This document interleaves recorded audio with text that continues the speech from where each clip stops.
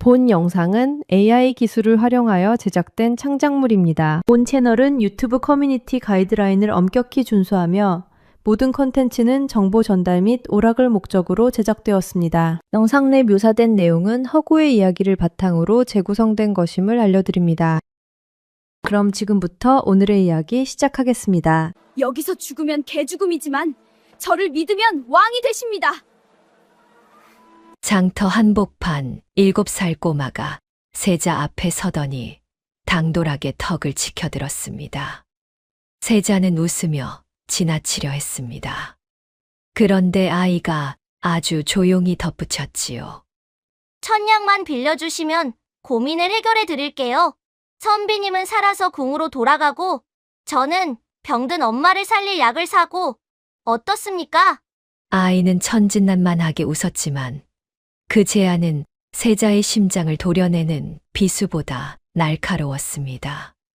어미의 약값을 위해 나라의 운명을 사려는 아이와 벼랑 끝에서 아이의 손을 잡아야만 하는 세자. 이 당돌한 꼬마의 지혜가 피바람 부는 조정을 어떻게 뒤흔들게 될지 여러분은 상상조차 못하실 겁니다. 사연 시작 전 구독 한 번만 눌러주신다면 그곳으로 행운이 가득히 뜨기를 바라겠습니다. 해가 중천에 떠오른 신시, 한양 유기전 장터는 그야말로 발 디딜 틈이 없을 만큼 사람들로 북적거렸습니다. 소를 모는 상인들의 구령 소리와 엿장수가 가위로 엿을 자르는 따각따각 소리가 뒤섞여 온 장터를 떠들썩하게 만들고 있었지요. 비단 보따리를 진 보부상들은 목청껏 물건을 외쳐 팔고 아낙네들은 저자 구석구석을 돌아다니며 한 푼이라도 깎아보겠다고 실랑이를 벌이는 모습이 여기저기서 눈에 들어왔습니다. 그 북저기는 인파 사이로 낡은 삿갓을 깊숙이 눌러쓴 한 사내가 초조한 기색을 감추지 못한 채 장터를 헤쳐나가고 있었습니다. 바로 왕세자 이신이었지요. 이신은 옷소매 속에 숨겨둔 어명서를 만지작거리며 연신 주변을 살폈는데 그 손길이 어찌나 떨리던지 보는 이가 있었다면 무슨 큰일이라도 저지른 사람처럼 보였을 것입니다.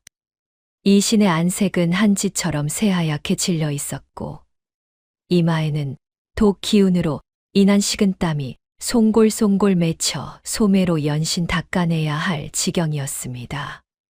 가쁜 숨소리가 삿갓 밑으로 새어나왔지만 장터의 소란스러운 소음에 묻혀 아무도 알아채지 못했지요. 바로 그때였습니다. 코 흘리게 7살쯤 되어 보이는 어린 계집아이 하나가 이신의 앞길을 가로막고 섰는데 그 모습이 참으로 기이했습니다. 때 묻은 저고리에 해진 치마를 입은 아이였지만 그 눈빛만큼은 형형하게 빛나고 있었지요. 연이라는 이름의 그 아이는 이신의 소매를 붙들고는 고개를 빳빳이 치켜들었습니다. 날이 잠깐만 걸음을 멈춰주시구려. 연이의 목소리는 어린아이답지 않게 또렷하고 당찬 기운이 서려 있었습니다. 이신은 당황하여 아이를 밀쳐내려 했지만 연이는 소매를 더욱 꽉 움켜쥐며 놓아주지 않았지요. 1000냥만 빌려주시면 날이 가슴속에 맺힌 그 시커먼 고민을 단번에 해결해 드리겠습니다. 이신은 순간 숨이 턱 막히는 느낌을 받았습니다. 이 아이가 어찌 나를? 연이는 이신의 눈을 빤히 응시하며 입가에 묘한 미소를 지었는데 그 표정이 어찌나 의미심장하던지 이신은 아이를 떼어내려던 손길을 멈출 수밖에 없었습니다. 1000냥이라니. 이 아이가 무슨 헛소리를. 이신이 황급히 주변을 둘러보며 중얼거렸지만 연희는 한치의 흔들림도 없이 이신의 소매를 잡은 채 서 있었지요. 용포를 입어야 할 분이 어찌 상놈의 옷을 걸치고 이렇게 떨고 계십니까? 연희가 목소리를 낮춰 속삭이자 이신은 온몸에 소름이 돋는 것을 느꼈습니다.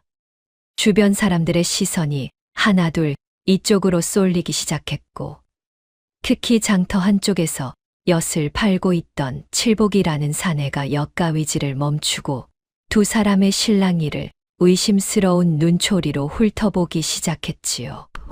저 양반, 왜 저리 땀을 뻘뻘 흘리며 아이한테 매달리고 있는 것이유? 칠복이가 옆 좌판의 생선장수에게 턱짓을 하며 수군거렸습니다. 이 씨는 더 이상 이곳에 머물러서는 안 되겠다는 판단이 섰습니다. 품속에 있던 비단 주머니를 만지작거리며 연희의 뒤를 따르기로 마음먹었지요. 알았다. 앞장서거라. 이신의 목소리는 낮고 단호했지만 그 안에는 묘한 기대감이 섞여 있었습니다. 연희는 이신의 대답을 듣자마자 환하게 웃으며 소매를 놓았고 장터 사람들의 눈을 피해 재빠르게 장터 뒤편으로 몸을 날렸습니다. 이신은 연희의 작은 뒷모습을 따라 인파를 빠져나갔지요. 두 사람은 장터를 벗어나 인적이 드문 좁고 가파른 산길로 접어들었습니다. 연희는 산길을 오르면서도 한 번도 뒤를 돌아보지 않았고 이신은 가쁜 숨을 몰아쉬며 그 뒤를 쫓아갔지요. 산길은 돌부리 투성이었고 나뭇가지들이 옷자락을 핥히고 지나갔지만 연희는 마치 이 길을 수백 번도 더 다닌 듯 능숙하게 발을 옮겼습니다. 헉, 잠깐만 쉬어가자. 이신이 나무에 기대어 숨을 고르려 하자 갑자기 목구멍에서 뜨거운 기운이 치밀어 올랐습니다. 이신은 손으로 입을 막았지만 손가락 사이로 붉은 피가 주르륵 흘러내렸지요. 각혈이었습니다. 연희가 그제야 뒤를 돌아보더니 놀라는 기색도 없이 이신의 곁으로 다가와 그의 팔을 부축했습니다. 조금만 더 가시지요. 이대로 여기 주저앉으시면 나리는 이 산에 묻히실 것입니다. 연희의 목소리는 차분했지만 그 안에는 묘한 긴박함이 담겨 있었지요. 이신은 연희의 어깨에 팔을 걸친 채 비틀거리며 다시 산길을 올랐습니다. 해가 서산으로 기울어 하늘이 붉게 물들어갈 무렵 두 사람은 드디어 산 중턱의 외딴 마을에 다다랐습니다. 화려한 한양 도성과는 달리 이곳은 너무나도 초라하고 쓸쓸한 모습이었지요. 초가집들은 지붕이 군데군데 뚫려 있었고 마을 사람들의 얼굴에는 삶의 고단함이 깊게 새겨져 있었습니다. 그런데 마을 입구에서 예사롭지 않은 광경이 펼쳐지고 있었습니다. 영의정 김완수의 수하들이 들이닥쳐 상민들의 얼마 안 되는 수확물을 무참히 빼앗고 있었던 것입니다. 이놈들아, 이게 고작 단말밖에 안 되는 게냐? 상납할 것이 더 있을 터인데 어디 숨겨뒀느냐? 김완수의 집사인 최 주사가 곰방대를 휘두르며 고함을 질렀습니다. 마을 사람들은 땅바닥에 엎드려 빌고 있었지만 최 주사는 코웃음을 치며 수하들에게 집집마다 뒤지라고 명령했지요. 나리, 이게 정말 우리가 가진 전부입니다. 이걸 다 빼앗아 가시면 우리는 겨울을 어찌 나겠습니까? 백발이 성성한 노인 하나가 떨리는 목소리로 애원했지만 최 주사는 그 노인의 가슴을 발로 걷어찼습니다. 닥쳐라, 이상거사. 영의정 나리께서 쓰실 곡식이 귀한 줄 모르느냐. 바로 그때 마을 입구로 화려한 가교가 천천히 들어서기 시작했습니다. 금실로 수놓은 장식이 햇빛을 받아 번쩍였고 가마를 매는 인부들의 숨소리가 거칠게 들려왔지요. 가마 창살 너머로 김완수의 차가운 눈빛이 번득였습니다. 김완수는 입가에 조소 섞인 미소를 지으며 고개를 돌려 마을 사람들을 훑어보았는데 그 시선이 마치 벌레를 보듯 차갑고 무심했지요. 천한 것들. 영의정의 은혜에 감읍하여 곡식 몇 말 바치는 것으로 목숨을 연명하는 주제에 감히 불평을 하느냐. 김완수의 목소리가 가마 안에서 낮게 울려 퍼졌습니다. 마을 사람들은 더욱 바짝 엎드렸고 아이들의 울음소리만이 처량하게 메아리 쳤지요. 이 씨는 나무 뒤에 몸을 숨긴 채 이 광경을 지켜보고 있었습니다. 두 주먹을 꽉 쥐었고 손톱이 손바닥을 파고들어 피가 배어 나올 지경이었지요. 저 외척의 전횡을 반드시 바로잡겠노라. 이 신의 눈빛에는 결연한 의지가 타오르고 있었습니다. 연희가 이 신의 소매를 살며시 잡아당기며 속삭였습니다. 저 늙은이가 바로 나리의 목숨을 노리는 자의 아비입니다. 지금 당장 뛰쳐나가셨다가는 나리의 목이 날아갈 것입니다. 이 씨는 이를 악물고 고개를 끄덕였지요. 김완수의 가마가 마을을 빠져나가고 수아들이 곡식 자루를 수레에 가득 싣고 뒤따라갔습니다. 마을 사람들은 그제야 몸을 일으켰지만 그들의 얼굴에는 절망만이 가득했지요. 연희는 이 신의 손을 잡고 마을 깊숙한 곳에 있는 허름한 초가집으로 들어갔습니다. 이 신이 자맹을 나온 그 사이 궁궐의 김희비는 세자가 병환으로 위중하다는 거짓 보고를 올려 동궁전의 출입을 철저히 통제하고 있었습니다. 마마, 세자 저하께서 오늘도 조반을 들지 못하셨다 하옵니다. 상궁이 걱정스러운 표정으로 아뢰자 김희비는 입가에 얕은 미소를 띠며 부채를 펼쳤지요. 그러하냐? 참으로 안타까운 일이로구나. 어서 어이를 불러 약을 다시 다리도록 하여라. 김희빈의 목소리는 겉으로는 근심 어린 것처럼 들렸지만 그 눈빛만큼은 차갑게 가라앉아 있었습니다. 사실 이 씨는 김희빈이 수개월간 음식에 몰래 섞어 넣은 소량의 비소 때문에 기력이 쇠해진 상태였고 그 증거를 찾기 위해 목숨을 걸고 자맹을 감행했던 것이지요. 마마, 혹여 세자 저하께서 궁 밖으로 나가셨다는 소문이 돌고 있사옵니다. 상궁이 조심스럽게 아뢰자 김희빈의 부채질이 잠시 멈췄습니다. 그런 헛소문을 퍼뜨리는 자가 있다면 당장 혀를 뽑아버려야 할 것이니라.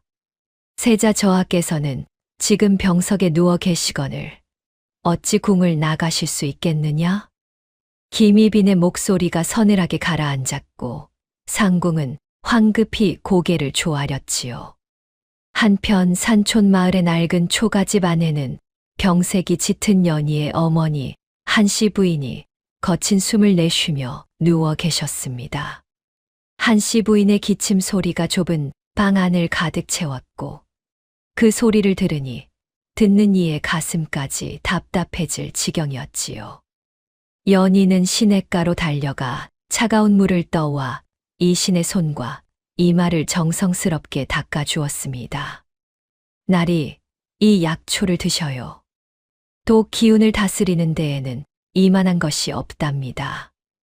연희가 건넨 것은 산에서 직접 캐온 약초였는데 그 모양새가 예사롭지 않아 보였지요. 이 씨는 약초를 받아들고 연희를 물끄러미 바라보았습니다. 네가 어찌 이런 약초를? 저희 아버님께서 가르쳐 주셨지요. 아버님은 사관이셨지만 의술에도 밝으셨답니다. 연희의 목소리가 잠시 떨렸지만 곧 다시 담담하게 가라앉았습니다. 이 신이 약초를 씹어 삼키자 목구멍으로 쓴 맛이 확 퍼졌지만 이상하게도 가슴 속이 조금씩 시원해지는 느낌이 들었지요. 연희야, 네가 나에게 천냥을 요구한 까닭이 무엇이냐? 단지 어머니의 약값만을 위한 것이냐? 이 신이 물었습니다. 연희는 잠시 말이 없다가 천천히 입을 열었지요. 약값도 필요하지만 그보다 더 큰 까닭이 있습니다. 저 김완수라는 자가 저희 가문의 전답을 모두 빼앗아 갔거든요. 그 전답을 되찾아야 어머니를 제대로 돌볼 수 있습니다. 연희의 목소리는 단호했지만 그 어린 목소리 안에는 깊은 한이 서려 있었습니다. 이씨는 연희의 말을 듣고 고개를 끄덕였지요. 그렇구나. 김완수의 악행이 이토록 깊었던가. 바로 그때 방 안에서 한씨 부인의 가늘고 떨리는 목소리가 들려왔습니다. 저 분이 세자 저 아이시냐? 한씨 부인이 떨리는 손으로 이신을 가리키며 물었습니다. 연희가 고개를 끄덕이자 한씨 부인의 눈에서 주르륵 눈물이 흘러내렸지요. 저하를 이렇게 뵙게 되다니. 한씨 부인은 몸을 일으키려 했지만 기력이 없어 다시 바닥에 쓰러지고 말았습니다. 이신이 황급히 한씨 부인의 곁으로 다가가 부축했지요. 부인 몸조리를 하셔야 합니다. 무리하지 마시구려. 아니옵니다. 제가 드릴 것이 있사옵니다. 한씨 부인은 떨리는 손으로 바닥에 낡은 거적대기를 들춰냈습니다. 거적대기 밑에는 누렇게 바랜 서신 한 장이 숨겨져 있었지요. 이것이 무엇이옵니까? 이신이 서신을 집어들자 한씨 부인이 목이 메인 목소리로 말했습니다. 이것은 7년 전 김완수의 비리를 기록하다 영모로 몰려 죽은 제 지아비 강사관의 마지막 혈서이옵니다. 이신의 손이 부들부들 떨렸습니다. 서신을 펼쳐보니 붉은 핏물로 쓴 글자들이 삐뚤빼뚤하게 적혀 있었지요. 김완수는 국경의 곡식을 빼돌려 적국에 팔아넘기고 그 대가로 받은 은자를 궁녀들에게 뇌물로. 이신은 서신을 읽다가 주먹으로 바닥을 내리쳤습니다. 이런 역적 놈을. 한편 한양 장터의 칠복이는 김완수의 집사인 최 주사에게 은밀히 다가가고 있었습니다. 주사 날이 잠깐 귀한 말씀 좀 드려도 되겠습니까? 칠복이가 두리번거리며 주변을 살피자 최 주사가 눈을 가늘게 뜨고 물었지요. 무슨 일이냐? 오늘 장터에서 이상한 일을 봤습니다. 세자 저하를 닮은 남자가 어린 계집아이와 함께 산으로 올라가는 것을 봤지요. 칠복이의 말에 최 주사의 눈빛이 번뜩였습니다. 뭐라? 그게 정말이냐? 거짓말하면 제 혀에 침이나 뱉으시구려. 똑똑히 봤습니다. 최 주사는 주머니에서 은전 몇 냥을 꺼내 칠복이의 손에 쥐어주었지요. 입을 다물고 있거라. 이 일이 잘 마무리되면 더 많은 돈을 주마. 칠복이는 은전을 받아 품에 넣고 희죽 웃으며 사라졌습니다. 최 주사는 즉시 사병들을 소집하여 횃불을 밝히고 세자가 숨어든 산촌 마을을 향해 포위망을 좁히기 시작했지요. 놈들을 한 놈도 놓치지 말고 모두 잡아들여라. 최 주사의 고함 소리가 밤하늘에 울려 퍼졌습니다. 산촌 마을에서는 평화롭게 저녁 밥상을 차리던 사람들이 갑자기 들이닥친 횃불 무리에 놀라 밖으로 뛰쳐나왔지요. 이게 무슨 일이냐? 우리가 무슨 죄를 지었다고? 마을 노인들이 가마 앞을 가로막고 수탈에 항의하자 김완수의 수아들이 몽둥이를 휘둘러 그들을 무자비하게 진압하기 시작했습니다. 닥치고 비켜라. 역적을 숨겨준 죄로 너희 모두 잡아가겠다. 수아들의 몽둥이가 노인의 등을 내리쳤고 노인은 비명을 지르며 바닥에 쓰러졌지요. 마을 사람들의 비명 소리가 산촌 마을 전체를 뒤덮었습니다. 초가집 안에서 이 소리를 듣고 있던 이씨는 자리를 박차고 일어나려 했지만 몸에 누적된 독 기운 때문에 휘청거리다 다시 바닥에 쓰러지고 말았습니다. 연희가 재빨리 이신의 곁으로 다가가 그의 소매를 꽉 붙잡았습니다. 나리, 지금 나가시면 안 됩니다. 하지만 저 백성들이. 이신이 이를 악물고 일어서려 하자 연희가 이신의 눈을 똑바로 쳐다보며 호통을 쳤지요. 도망치면 쥐새끼로 남고 싸우면 호랑이가 될 것입니다. 지금 나가셔서 개죽음을 당하시렵니까? 연희의 목소리는 단호했고 그 어린 눈빛에는 불꽃 같은 기운이 타오르고 있었습니다. 이 씨는 연희의 말에 정신이 번쩍 들었지요. 바로 그때 최 주사가 연희의 집 마당으로 들어와 거칠게 문을 걷어찼습니다. 거기 안에 있는 놈들, 당장 나와라. 문짝이 부서지며 최 주사와 사병들이 방 안으로 들이닥쳤습니다. 최 주사는 서슬퍼런 칼날을 들이밀며 이신을 향해 다가왔지요. 역시 여기 숨어 있었구나. 세자 저하라는 분이 천안 산 것들의 집에 숨어 계시다니 참으로 가관이로다. 이신은 단검을 번쩍 뽑아 최 주사의 칼을 쳐냈습니다. 쇠붙이가 부딪히는 날카로운 소리가 좁은 방 안을 가득 채웠지요. 이신은 연희를 등 뒤로 숨기며 싸늘한 안광으로 사병들을 압도했습니다. 감히 왕세자에게 칼을 겨누다니 내 놈들의 목이 10개라도 모자랄 것이니라. 이신의 목소리는 비록 몸은 약했지만 그 위험만큼은 누구도 범접할 수 없는 것이었습니다. 사병들이 잠시 주춤거렸지만 최 주사가 다시 고함을 질렀지요. 무엇을 망설이느냐? 저자를 잡아들여라. 사병들이 일제히 칼을 뽑아들고 이신에게 덤벼들었습니다. 이신은 비록 도기운으로 힘이 빠진 상태였지만 평소 익힌 검술로 사병들의 칼을 하나하나 막아냈지요. 하지만 수가 너무 많았습니다. 이신의 어깨에서 피가 흘러내렸고 숨소리는 점점 더 거칠어졌습니다. 바로 그때 밖에서 누군가의 고함 소리가 들려왔습니다. 불이야, 불이 났어. 누군가 초가집 지붕에 불을 지른 것이지요. 순식간에 불길이 지붕으로 번지기 시작했고 연기가 방 안으로 스며들어왔습니다. 이신은 더 이상 망설일 시간이 없다는 것을 깨달았습니다. 한씨 부인을 들쳐업고 연희의 손을 꽉 잡은 채 화염을 뚫고 밖으로 뛰쳐나갔지요. 불길이 이신의 옷자락을 핥았지만 이신은 이를 악물고 앞으로 나아갔습니다.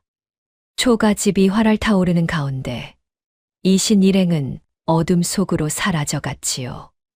이신 일행은 불타는 초가집을 뒤로하고 자객들의 추격을 피해 어두운 숲속 낭떠러지 방향으로 정신없이 달아났습니다. 뒤에서는 최 주사의 고함 소리와 사병들의 발소리가 점점 가까워지고 있었고 횃불 빛이 어둠 속에서 흔들리며 그들을 쫓아오고 있었지요. 저놈들을 놓치지 마라. 끝까지 쫓아가서 목을 베어 오너라. 최 주사의 목소리가 밤 공기를 찢으며 메아리 쳤습니다. 연희는 이신의 옷자락을 붙잡고 달리는 와중에도 이신의 귀에 입을 바짝 대고 속삭였습니다. 나리, 진짜 증거는 장터 끝 폐우물 밑바닥에 있습니다. 아버님께서 돌아가시기 전에 그곳에 숨겨두셨다 하셨지요. 이신은 가쁜 숨을 몰아쉬며 고개를 끄덕였습니다. 알았다. 하지만 지금은 우선 살아남아야 한다. 바로 그 순간 뒤쫓아온 자객 중 한 명이 활을 당겼고 화살이 쏜살같이 날아와 이신의 어깨를 스쳤습니다. 이신이 비틀거렸지만 한씨 부인을 놓칠 수 없었지요. 피가 어깨에서 주르륵 흘러내렸고 옷이 순식간에 붉게 물들었습니다. 나리, 정신 차리시구려. 연희가 이신의 팔을 잡아당기며 소리쳤습니다. 이신은 고통을 참으며 연희와 한씨 부인을 숲 깊숙한 곳에 있는 비밀 동굴로 안내했지요. 동굴 입구는 덤불로 가려져 있어 횃불 빛으로는 쉽게 찾을 수 없는 곳이었습니다. 여기서 숨어 있거라. 내가 저놈들을 따돌리고 올 테니. 이신이 연희와 한씨 부인을 동굴 안으로 밀어 넣으며 말했습니다. 나리, 혼자 가시면 안 됩니다. 연희가 이신의 소매를 붙잡았지만 이씨는 연희의 손을 부드럽게 떼어냈지요. 걱정 말거라. 나는 왕세자다. 이 정도로 죽을 목숨이 아니니라.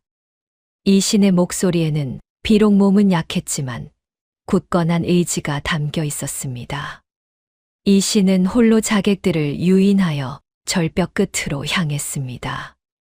달빛이 희미하게 비추는 절벽 끝에 서자 아래로는 까마득한 계곡이 입을 벌리고 있었지요. 저기다. 저놈이 절벽으로 도망쳤다. 자객들이 횃불을 높이 치켜들고 이신을 향해 달려들기 시작했습니다. 이신은 미리 준비해둔 밧줄을 허리에 감고 자객들이 다가오는 순간 몸을 뒤로 젖혀 계곡 아래로 뛰어내렸지요. 뭐시, 저놈이 떨어졌다. 자객들이 황급히 절벽 끝으로 달려가 아래를 내려다보았지만 어둠 속에서는 아무것도 보이지 않았습니다. 이씨는 밧줄을 타고 절벽 중턱의 바위 틈에 몸을 숨긴 채 자객들이 돌아가기를 기다렸지요. 저놈은 이미 죽었을 것이다. 계곡 아래로 떨어졌으니 살아남을 리 없지. 최 주사가 고개를 끄덕이며 사병들에게 손짓했습니다. 돌아가자. 영의정 대감께 보고해야 한다. 자객들의 발소리와 횃불 빛이 점점 멀어져 갔고 이씨는 그제야 안도의 한숨을 내쉬었습니다. 다음 날 동이틀 무렵 물에 젖은 이씨는 장터의 거지 대장 만드기를 찾아갔습니다. 만드기는 장터 뒤편 허름한 움막에서 다른 거지들과 함께 모닥불을 쬐고 있었지요. 누구시오? 만드기가 경계하는 눈빛으로 이신을 바라보았습니다. 이신은 품에서 강사관의 인장을 꺼내 만드기에게 보여주었지요. 이것을 보아라. 강사관을 기억하느냐? 만드기는 인장을 보자마자 눈이 휘둥그레졌습니다. 이것은 강사관 나리의 인장이 아니십니까? 만드기의 목소리가 떨렸습니다. 강사관께서는 제가 관가의 곤장을 맞아 죽게 되었을 때 저를 구해주신 은인이십니다. 그런데 이 인장을 어찌 가지고 계신 것이오? 이씨는 만드기에게 지금까지의 일을 간략하게 설명했지요. 만드기는 이야기를 듣고 나서 깊이 고개를 숙였습니다. 은인의 딸을 돕는 것이라면 제 목숨이라도 아깝지 않습니다. 무엇을 도와드리면 되겠습니까? 장터의 소식을 모아야 한다. 김완수의 움직임과 궁궐의 상황을 낱낱이 파악해야 하니라. 만드기는 즉시 수백 명의 거지를 동원해 도성 안 곳곳에 흩어져 정보를 수집하기 시작했습니다. 거지들은 사람들의 눈에 띄지 않는 존재였기에 오히려 가장 많은 정보를 얻을 수 있었지요. 한편 배신했던 칠복이는 집으로 돌아와 늙은 어머니에게 받은 은전을 내밀었습니다. 어머니, 이 돈으로 약을 지으시구려. 하지만 노모는 은전을 받지 않고 고개를 저었지요. 이놈아, 이 돈이 어디서 난 것이냐? 내 얼굴에 죄를 지은 티가 역력하구나. 칠복이는 고개를 숙였습니다. 바로 그때 만드기가 칠복이의 집 앞에 나타나 문을 두드렸습니다. 칠복이, 나와 보거라. 칠복이가 떨리는 손으로 문을 열자 만드기가 작은 주머니를 건넸지요. 이것이 무엇이오? 세자 저하께서 내 노모를 위해 몰래 보내신 약값이다. 너는 세자 저하를 배신했지만 세자 저하께서는 내 노모의 병을 걱정하고 계셨느니라. 만드기의 말에 칠복이는 그 자리에 주저앉아 눈물을 흘렸습니다. 제가 무슨 짓을 저지른 것입니까? 칠복이는 깊이 참회하며 만드기에게 매달렸지요. 저를 용서해 주십시오. 제가 세자 저하를 도울 방법이 있다면 무엇이든 하겠습니다. 만드기는 칠복이의 어깨를 두드리며 말했습니다. 그렇다면 최 주사에게 거짓 정보를 흘려라. 세자 저하께서 도성 반대편 산성으로 도망쳤다고 말이다. 칠복이는 고개를 끄덕이고 즉시 최 주사를 찾아갔습니다. 주사 날이 큰일 났습니다.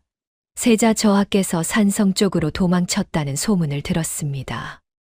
칠복이가 헐레벌떡 달려와 말하자 최 주사는 눈을 번뜩이며 사병들을 이끌고 산성으로 향했지요. 그 사이 이 씨는 만드기의 도움을 받아 폐우물이 있는 곳으로 향했습니다.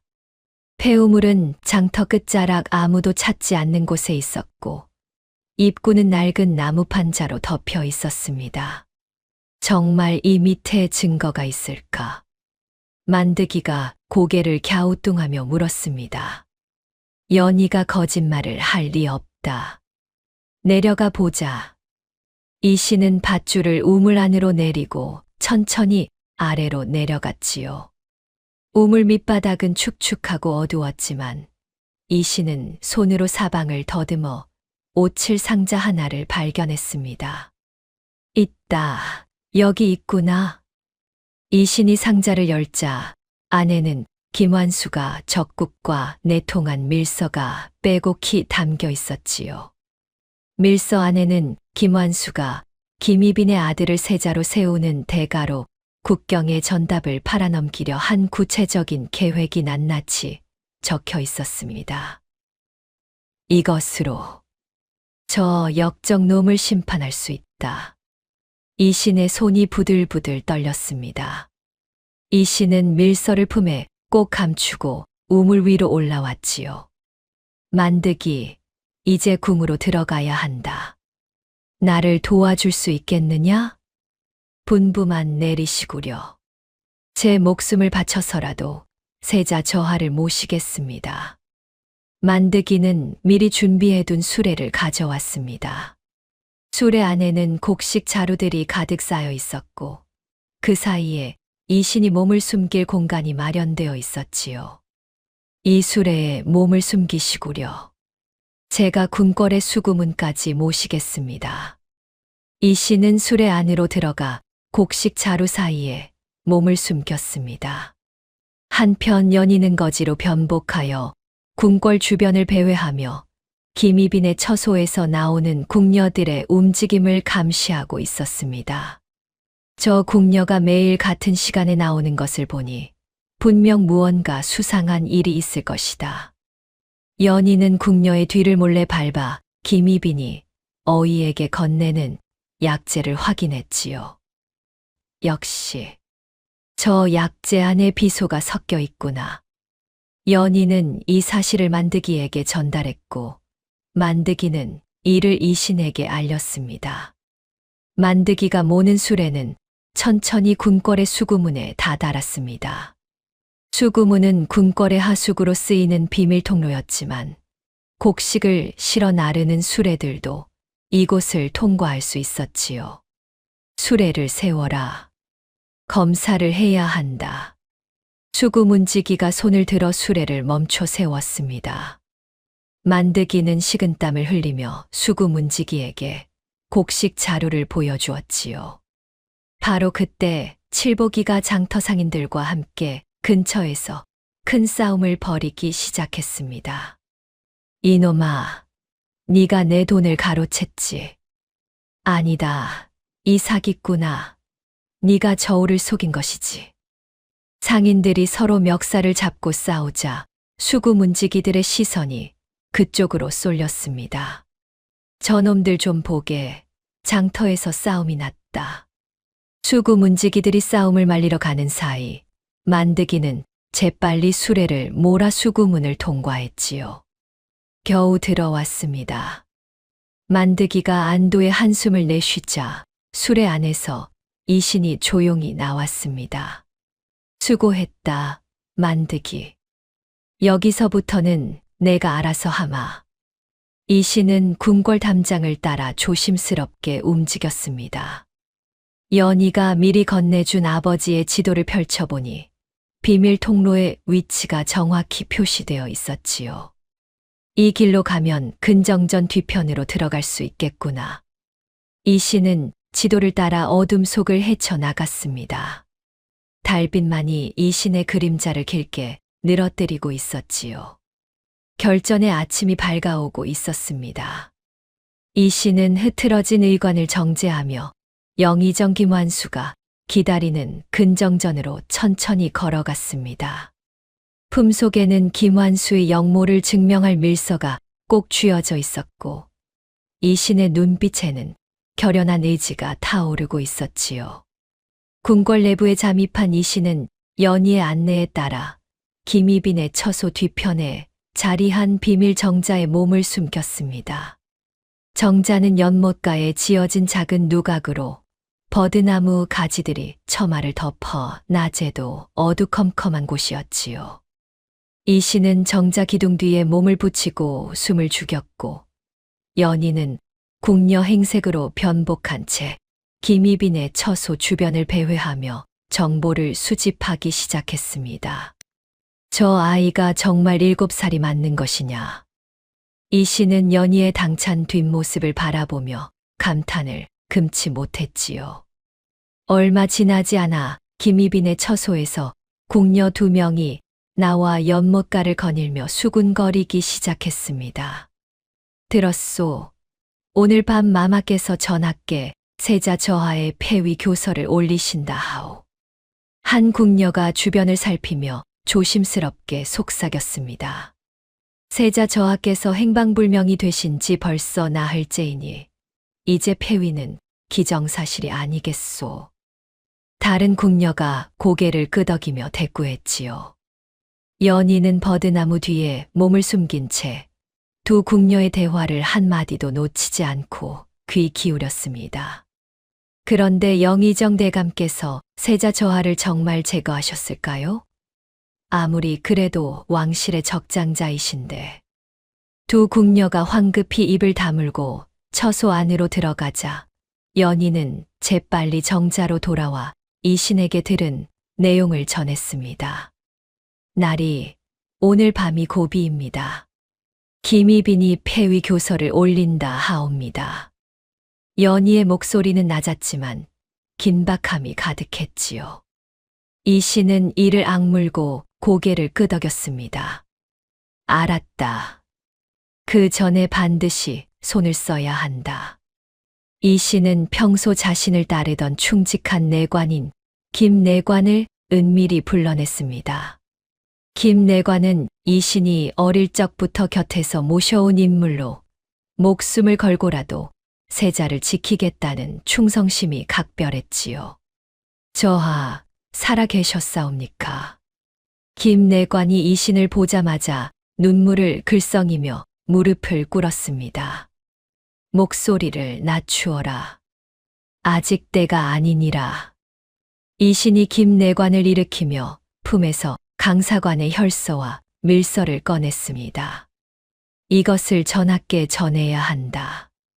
하지만 김희빈의 감시가 심하니 쉽지 않을 것이다. 이 신의 말에 김 내관은 잠시 생각에 잠겼습니다. 저하, 전하께서는 요즘 매일 저녁 약차를 드시옵니다. 제가 그 약차를 올리는 상궁과 친분이 있사오니 그 틈을 이용하면 되지 않겠사옵니까? 김 내관의 제안에 이 씨는 고개를 끄덕였지만 곧 더 좋은 생각이 떠올랐지요. 아니다. 그것보다 내가 직접 전하의 침소로 들어가야겠다. 저하, 그것은 너무 위험하옵니다.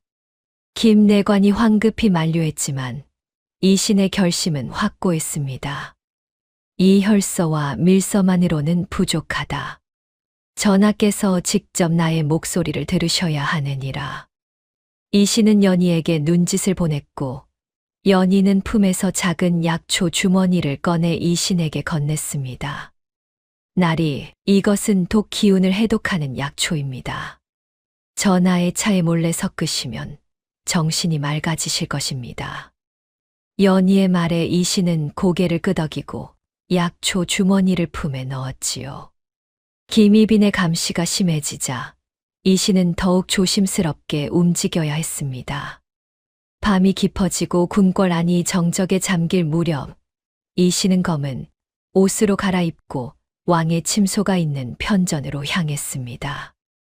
연희가 미리 확인해둔 경비의 빈틈을 이용하여 이씨는 담장을 넘고 처마를 타며 마치 그림자처럼 움직였지요. 왕의 침소 근처에 다다르자 이씨는 창문 틈새로 안을 들여다보았습니다. 왕은 촛불 아래에서 서안에 기대어 앉아 계셨는데 그 얼굴에는 깊은 시름이 어려 있었지요. 세자, 정말 돌아오지 못하는 것이냐? 왕의 중얼거림이 희미하게 들려왔습니다.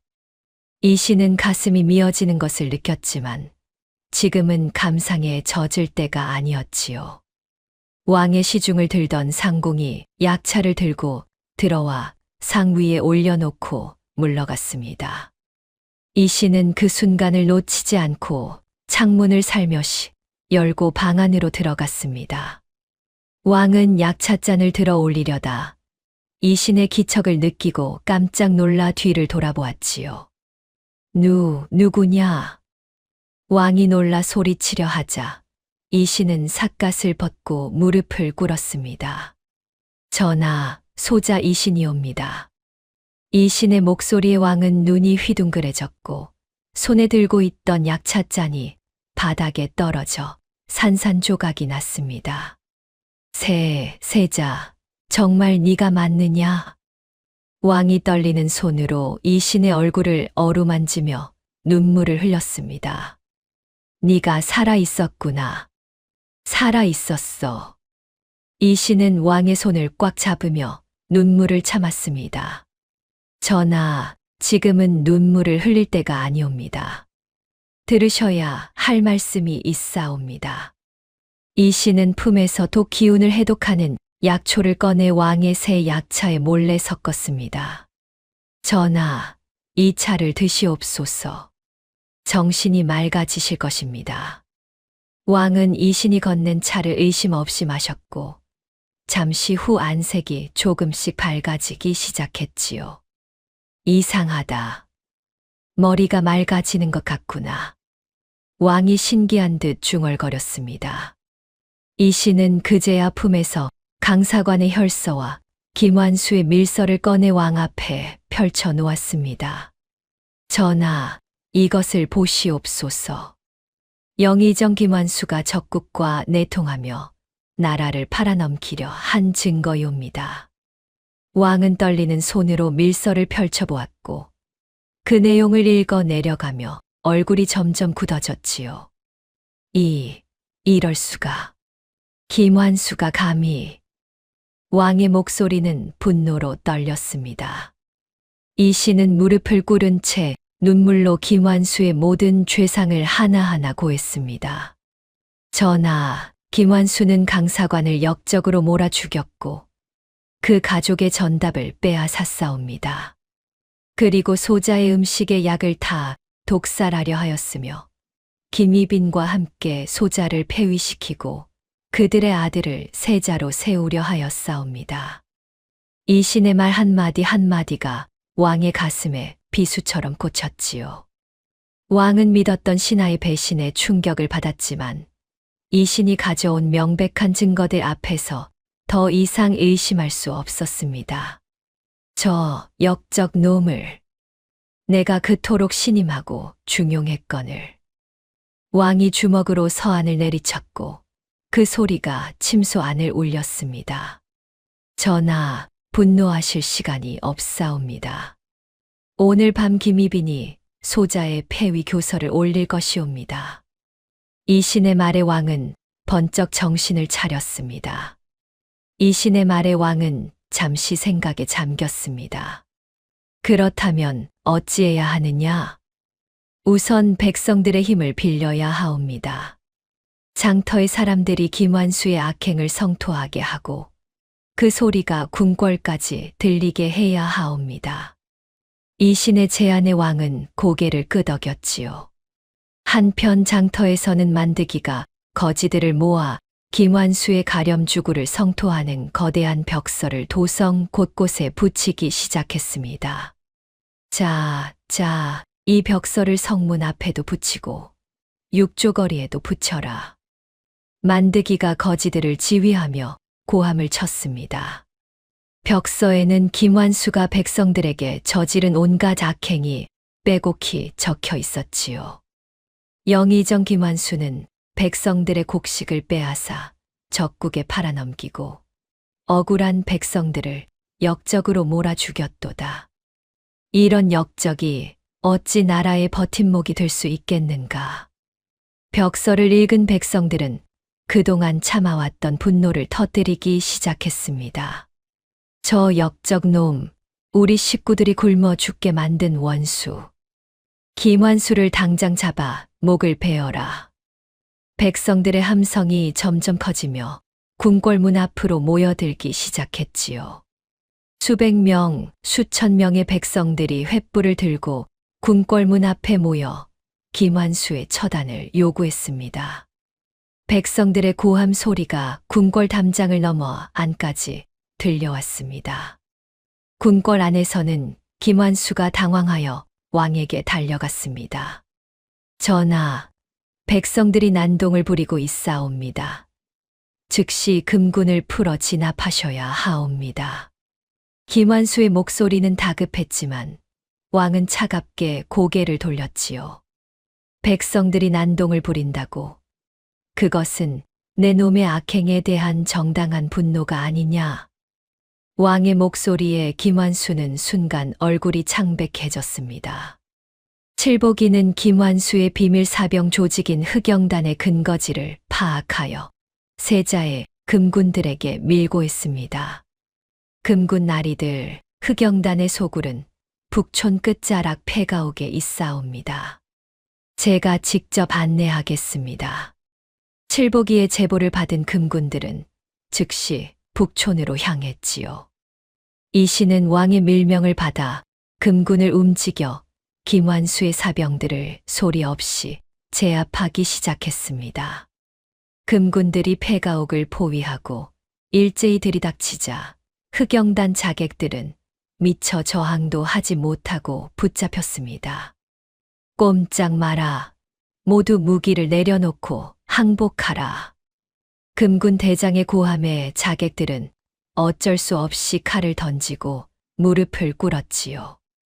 연희는 궁궐 안팎을 오가며 세자와 장터 사람들 사이에 비밀 전령 역할을 완벽하게 수행했습니다. 만드기 아저씨, 세자 저하께서 내일 아침 근정전에서 김완수를 심판하신다 하옵니다. 백성들을 더 많이 모으시구려. 연희의 전가를 받은 만드기는 고개를 끄덕이고 거지들을 사방으로 보냈습니다. 결전의 아침이 밝아왔습니다. 이씨는 흐트러진 의관을 정제하고 왕이 하사한 새 관복을 입었습니다. 연희는 이신의 옷깃을 정성스럽게 매만지며 작은 목소리로 속삭였지요. 오늘이 바로 그날입니다. 아버님의 원한을 푸는 날이옵니다. 연희의 목소리는 떨렸지만 그 눈빛만큼은 확고했습니다. 이씨는 연희의 손을 꽉 잡으며 나직이 격려했습니다. 너의 지혜가 나라를 구했다. 이 은혜를 결코 잊지 않으리라. 이신의 말에 연희는 고개를 숙였습니다. 저는 아무것도 하지 않았사옵니다. 다만 아버님께서 남기신 길을 따랐을 뿐이지요. 두 사람은 잠시 말없이 서로를 바라보았고 그 침묵 속에는 깊은 신뢰와 우정이 담겨 있었습니다. 근정전의 문이 천천히 열렸습니다. 김완수는 세자가 죽었으리라 믿고 승리에 취해 폐위 절차를 서두르고 있었지요. 전하, 세자 저하께서는 이미 돌아가셨사옵니다. 더 이상 미루시면 국본이 흔들리옵니다. 김완수의 목소리는 자신만만했습니다. 하지만 바로 그 순간 정전의 문이 활짝 열리며 이신이 당당하게 걸어 들어왔습니다. 이신은 삿갓을 벗어 던지고 용상 앞으로 당당히 걸어 나갔지요. 역적 김완수, 내가 돌아왔노라. 이신의 목소리가 근정전 안을 가득 채웠고 그 위험 앞에 모든 신하들이 숨을 죽였습니다. 김완수는 이 신을 보는 순간 사색이 되어 뒷걸음질을 쳤습니다. 귀신이 나타났다. 김완수의 목소리는 떨렸고 그 얼굴에는 공포가 역력히 드러났지요. 신하들은 살아 돌아온 세자의 위용에 압도당하여 일제히 무릎을 꿇었습니다. 세자 저하께서 무사히 돌아오셨사옵니다. 신하들의 함성이 근정전 안을 가득 채웠고 김완수는 그 소리에 더욱 창백해졌습니다. 이 신은 왕의 앞으로 나아가 깊이 절을 올렸습니다. 전하, 소자가 돌아왔사옵니다. 왕은 용상에서 일어나 이 신의 손을 잡으며 눈물을 흘렸지요. 세자, 무사히 돌아와 주어 고맙구나. 왕의 목소리는 감격으로 떨렸습니다. 이 신은 품에서 김완수가 적국과 내통한 밀서와 강사관의 혈서를 꺼내 높이 지켜들었습니다. 신하 여러분, 그리고 백성 여러분, 이제부터 영의정 김완수가 이 나라를 배신하고 적국과 내통한 죄상을 낱낱이 밝히겠사옵니다. 이 신의 목소리가 근정전 밖까지 울려 퍼지자 궁궐문 앞에 모여있던 백성들도 귀를 쫑긋 세웠지요. 이 신은 밀서를 펼쳐 큰 소리로 낭독하기 시작했습니다. 이 밀서에는 김완수가 적국의 사신을 몰래 만나 국경의 곡식 2,000석을 은자 3,000냥에 팔아넘긴 내용이 적혀 있사옵니다. 또한 변방의 지도를 건네주고 군사 배치를 누설한 죄도 기록되어 있습니다.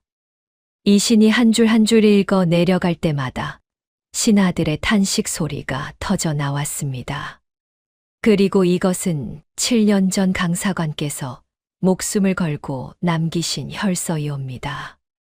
강사관은 김완수의 비리를 기록하다 역적으로 몰려 죽임을 당하셨지만 진짜 역적은 바로 김완수였사옵니다. 이 신의 손가락이 김완수를 가리켰고 근정전 안의 모든 시선이 그에게 쏠렸지요. 김완수는 바닥에 주저앉으며 발악했습니다. 이것은 가짜다. 누군가 나를 모함하려고 꾸며낸 거짓이다. 김완수의 목소리는 절규에 가까웠지만 이 신은 냉정하게 손을 들어 신호를 보냈습니다. 근정전 문이 열리고 오랏줄에 묶인 최 주사가 금군들에게 끌려 들어왔습니다. 최 주사의 얼굴에는 매를 맞은 흔적이 역력했고 그 눈빛에는 두려움이 가득했지요. 최 주사, 네가 직접 목격한 것을 모두 말하거라. 이 신이 호통을 치자 최 주사는 떨리는 목소리로 입을 열었습니다. 소인이 직접 보았사옵니다. 영의정 대감께서 적국의 사신을 몰래 만나 은자 상자를 받고 국경의 지도를 건네는 것을. 최 주사의 증언에 근정전 안이 술렁이기 시작했습니다. 그리고 김희빈 마마께서 세자 저하의 음식에 약을 타라고 명하신 것도 소인이 직접 들었사옵니다. 세자 저하를 독살하여 마마의 아들을 세자로 세우려는 계획이었사옵니다. 최 주사의 증언이 끝나자 신하들 사이에서 웅성거림이 터져 나왔습니다. 이럴 수가. 영의정이 그런 짓을. 왕은 용상에서 일어나 노기가 하늘을 찌를 듯 분노했습니다. 김완수, 짐이 그토록 신임하고 중용했거늘 감히 나라를 팔아먹으려 하다니. 왕이 용상 아래로 내려와 김완수의 뺨을 힘껏 내리쳤습니다. 그 소리가 근정전 안을 울렸고 김완수는 바닥에 고꾸라졌지요. 김완수, 내 놈의 모든 관직과 자코를 즉시 박탈하노라. 그리고 내 놈의 삼족을 멸하여 후세의 경계로 삼으리라. 왕의 선고에 김완수는 바닥에 엎드려 머리를 조아리며 빌었습니다. 전하 살려주시옵소서. 소신의 목숨만은. 하지만 왕은 고개를 돌리고 금군들에게 손짓했지요. 저놈을 당장 끌어내어 의금부에 가두고 국문하도록 하라. 금군들이 김완수의 팔을 붙잡고 끌고 나가려 하자 김완수는 발버둥을 치며 저항했습니다. 아니다. 나를 놓아라. 내가 누군지 아느냐. 하지만 금군들은 김완수의 저항을 무시하고 거칠게 끌고 나갔습니다. 바로 그때 근정전 옆 편전에서 김희빈이 울부짖는 소리가 들려왔습니다. 왕은 즉시 편전으로 향했고 이신과 신하들도 그 뒤를 따랐지요. 편전 안에서 김희빈은 자신의 죄가 드러나자 바닥에 엎드려 통곡하고 있었습니다. 전하, 소첩의 죄를 용서하여 주시옵소서. 모두 제 욕심 때문이었사옵니다. 김희빈의 목소리는 애절했지만 왕은 차갑게 고개를 돌렸습니다. 김씨, 내 놈도 세자를 해하려 한 죄로 즉시 서인으로 폐위하노라. 당장 냉궁으로 끌고 가거라. 왕의 명령에 상궁들이 김희빈을 끌고 나가려 하자 김희빈은 발버둥을 치며 울부짖었지요. 전하, 전하, 제발 한 번만 용서하여 주시옵소서. 하지만 왕은 다시는 김희빈을 돌아보지 않았습니다. 근정전 밖에서는 백성들이 환호성을 지르고 있었습니다. 세자 저하 만세. 역적이 잡혔다. 백성들의 함성이 궁궐 전체를 뒤흔들었지요. 왕은 즉시 김완수의 가문에 대한 몰수령을 내렸습니다. 김완수의 모든 재산을 몰수하고 그 재산으로 백성들의 고통을 덜어주도록 하라. 왕의 명령이 떨어지자 금군들이 김완수의 집으로 들이닥쳐 부정축제한 금은보화를 압수하기 시작했습니다. 김완수의 저택 창고에는 온갖 금은보화가 산더미처럼 쌓여 있었고 곡식 자루들도 가득 쌓여 있었지요. 이게 다 백성들의 피땀이 아니겠습니까? 금군 대장이 이를 악물며 소리쳤습니다. 김완수는 오랏줄에 묶여 장터로 끌려 나왔습니다. 장터를 가득 메운 백성들은 김완수를 보자마자 환호성을 지르며 돌팔매질을 했지요. 저 역적놈, 우리의 곡식을 빼앗아간 도적놈, 내 식구들이 굶어 죽게 만든 원수. 백성들이 던진 돌과 오물이 김완수에게 날아왔고 김완수는 고개를 푹 숙인 채 끌려갔습니다. 한때 1인지하 만인지상의 자리에서 온갖 권세를 누리던 영의정이 이제는 백성들의 조롱거리가 된 것이지요. 이씨는 궁궐로 돌아와 연희를 불렀습니다. 연희가 한씨 부인의 손을 잡고 들어오자 이씨는 두 사람 앞에서 깊이 절을 올렸습니다. 부인, 그리고 연희, 너희들이 없었다면 나는 진작에 죽었을 것이고 이 나라는 역적의 손에 넘어갔을 것이다. 이신의 말에 한씨 부인은 황급히 손을 저었습니다. 저하, 몸을 낮추지 마시옵소서. 저희는 다만 마땅히 해야 할 일을 했을 뿐이옵니다. 이씨는 품에서 비단 주머니를 꺼내 연희에게 건넸습니다. 연희야, 네가 요구했던 천냥이다. 약속은 지켜야 하느니라. 연희는 비단 주머니를 받아들고 깊이 절을 올렸습니다. 저하의 은혜를 평생 잊지 않겠사옵니다. 이씨는 또한 강사관의 명예를 회복시키는 복권 교지를 공포했습니다. 강사관은 역적이 아니라 충신이었노라. 그의 명예를 회복하고 빼앗겼던 전답과 기와집을 모두 되돌려 주도록 하라. 교지가 공포되자 연희와 한씨 부인은 눈물을 흘렸습니다. 여보, 당신의 억울함이 드디어 풀렸습니다.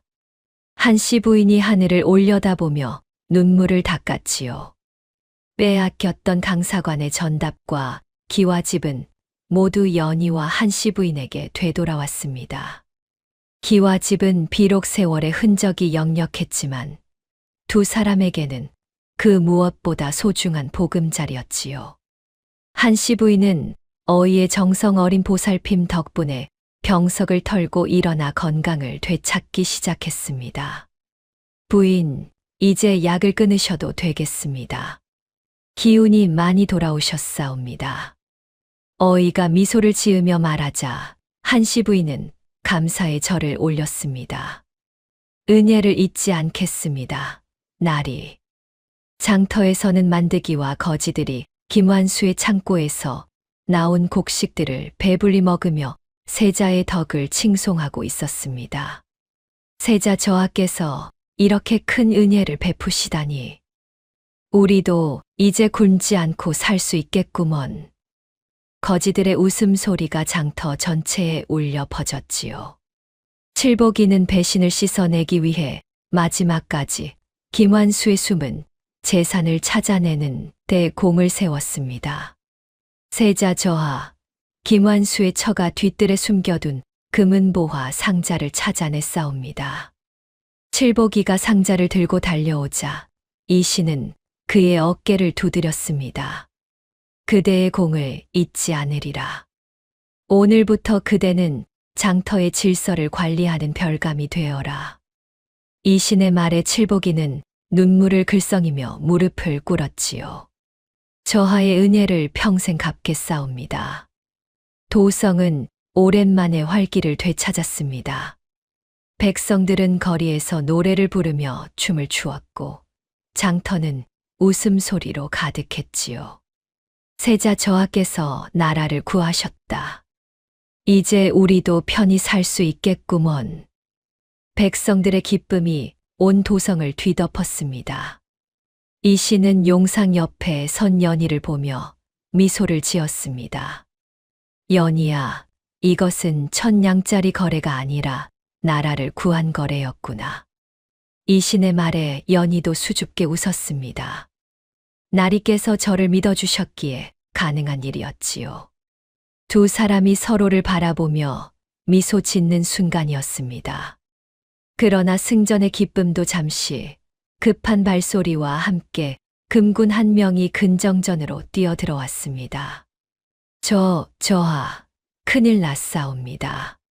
금군의 목소리는 다급했고 그 얼굴에는 당황한 기색이 역력했지요. 무슨 일이냐? 이신이 물었습니다. 김완수를 호송하던 병사들이 피를 흘리며 쓰러졌다는 급보가 전해졌사옵니다. 김완수가 탈출했사옵니다. 금군의 보고에 이신의 얼굴이 굳어졌습니다. 근정전 안이 순식간에 긴장감으로 가득 찼고 신하들은 웅성거리기 시작했지요. 어찌 이런 일이. 크경단의 잔당들이 움직인 것이 분명하오. 이씨는 주먹을 꽉 쥐고 이를 악물었습니다. 즉시 추격대를 편성하라. 김완수를 반드시 잡아들여야 한다. 이신의 명령에 금군들이 일제히 움직이기 시작했습니다. 연희는 이신의 옷소매를 잡으며 불안한 눈빛으로 물었습니다. 나리, 김완수가 어디로 갔을까요? 이신은 창밖을 바라보며 낮게 중얼거렸습니다.